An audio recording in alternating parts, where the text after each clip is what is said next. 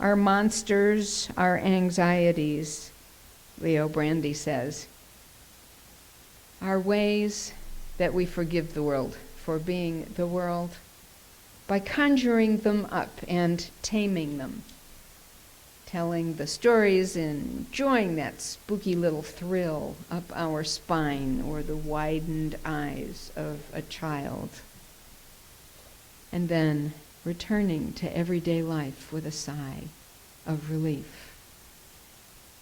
Some days everyday life does not give us a sigh of relief and returning to it makes us wish that we were in some other mythical land, any other time. And yet we have that which is permanent to draw from in all of the myriad transient ways that the monstrous expresses itself, that matter is harsh, that we might bless it. I remember being asked to testify when I was the minister in Ames, Iowa, before the city council. They were considering their human rights code, and the contention was that the code, which said all people were protected on the basis of sex, race, or religion, that the word sex included all LGBTQ people and concerns, that it didn't matter if you were male or female. It meant something larger, but we were never to speak those words because those weren't really very nice words to say. We could just assume, just like when we say man, we mean everyone. When we said sex, we meant everything. Our congregation begged to disagree, and the one Unitarian Universalist on the city council made a motion that there should be human rights protection on the basis also of LGBTQ. It was called at the time affectional affiliation. And so there was no second. And it died for lack of a second. But later in the meeting, public feedback time occurred, and so I got up to speak in favor of a second, should anyone feel so moved to do so, because we knew our guy was going to make the motion again and again and again and again. Making the motion, going through the motions, and I was terrified. This was my first congregation. This was public testimony. It was on TV. And it took a very, very deep breath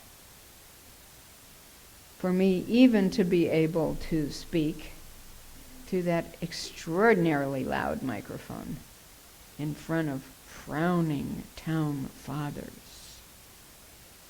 So I summoned around me with imagination, with religious imagination, a cloud of witnesses, company of saints, all those people in our Unitarian Universalist past who I knew were with me in that moment, in that place. I didn't even know all their names, but I knew that Francis David had testified in 1500s Transylvania before the king in favor of religious tolerance and had won for that kingdom a moment of complete